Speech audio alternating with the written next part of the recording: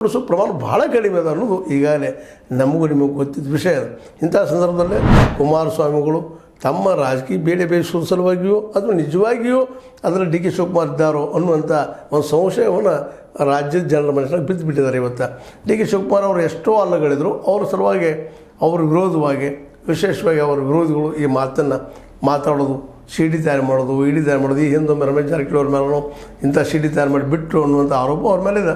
ಅದು C B I ತನಿಖೆ ಆಗಲಿ ಅಂತೇಳಿ ನಮ್ಮ ರಮೇಶ್ ಜಾರಕಿಹೊಳಿ ಅವರು ಅಲ್ಲಿ ತನಕ ಸಾಕಷ್ಟು ಪ್ರಯತ್ನ ಮಾಡಿದ್ರು, ಅದು ಆಗಲಿಲ್ಲ. ಆ ಮಾತು ಬೇರೆ ಆಗಬೇಕಾಗಿತ್ತು. ಸಿ ಬಿ ಐ ತನಿಖೆ ಏನು ಅನ್ನೋದು ನಮ್ಮ ಸತ್ಯದ ಹೊರಗೆ ಬರ್ತಾಯಿತ್ತು ಅಂತ ಯಾರು ಏನು ಅಂತಾರೆ. ಅದೇನೋ ಆಗಲಿ ಇವತ್ತು ಆರೋಪ ಮಾಡ್ತದೆ. ಅದಕ್ಕೆ ಏನು ರಾಜನ್ ಅವರು ಸಹಿತ ಆರೋಪ ಮಾಡ್ತಾಯಿದ್ದಾರೆ. ಆ ಆರೋಪ ಅವ್ರ ಕಡೆ ಆ ಒಂದು ಏನಪ್ಪ ಅಂತಂದ್ರೆ ಈ CCTV ಇಲ್ಲದಕ್ಕಾಗಿ ಅಂತ ಏನಪ್ಪ ಸಾಕ್ಷಿ ಇಲ್ಲದಕ್ಕಾಗಿ ಅದು ಬದಿಗೆ ಸರಿದು ಈಗಾಗಲೇ ಅಂತೇಳಿ ಈಗಾಗಲೇ ಕೆ ಎನ್ ರಾಜನ್ ಅವರು ಸಾಕಷ್ಟು ಆರೋಪ ಮಾಡಿದ್ದಾರೆ. ಇದು ಹೇಳಿ ಅವ್ರ ಟಾರ್ಗೆಟ್ ಡಿ ಕೆ ಶಿವಕುಮಾರ್ ಅನ್ನೋದು ಈಗಾಗಲೇ ಎಲ್ಲರಿಗೂ ಓಪನ್ ಸೀಕ್ರೆಟ್. ಹೀಗಾಗಿ ಈಗ ಮತ್ತೊಂದು ಅವ್ರದ್ದು ತೊಗೊಂಡು ಮತ್ತು ಇನ್ನೊಂದು ಜಾಣತನ ಅನ್ನೋದು ಕುಮಾರಸ್ವಾಮಿಗಳದ್ದು ಇವತ್ತು.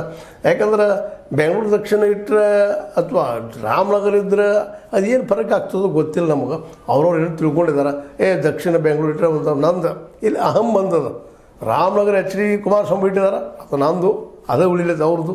ಇವ್ರದ್ದು ಇಲ್ಲ ಬೆಂಗಳೂರು ಮೊದಲಿಂದ ಇತ್ತು, ಅದು ಬೆಂಗಳೂರು ದಕ್ಷಿಣ ಅದು ನಾವು ಮಾಡ್ತಾಯಿದ್ದೀನಿ ಅಂತೇಳಿ ಒಂದು ವೈಯಕ್ತಿಕ ಹಂಬಿಕೆಯಿಂದ ಅವರಿಬ್ಬರು ಕಾಡು ನಡೆದು ಬರೋದು ವಿನ ಡೆವಲಪ್ಮೆಂಟ್ ಅದು ಆಗೋದು ಆಗ್ತಾನೆ ಇರ್ತದೆ. ಅದೇನಪ್ಪ ಬೆಂಗಳೂರು ದಕ್ಷಿಣ ಮಾಡಿದ್ರೆ ರೇಟ್ ಹೆಚ್ಚಾಗ್ತದೆ ಹಾಗೆ ಹೀಗೆ ಇವರು ಹೇಳ್ತಾ ಇರ್ತಾರೆ. ಹೇಳಿ ಅದು ಸುಳ್ಳೇನಲ್ಲ. ಯಾಕಂದ್ರೆ ಬೆಂಗಳೂರು ಸುತ್ತಮುತ್ತಲೂ ರೇಟ್ ಹೆಚ್ಚಾಗ್ತಿರೋದು, ಭೂ ಮಾಫಿಯಾಗಳಿಗೆ ಅನುಕೂಲ ಹೆಚ್ಚಾಗ್ತಾ ಇರ್ತಾವೆ ಅನ್ನೋದು ವಾಸ್ತವ. ಅದು ನಗರ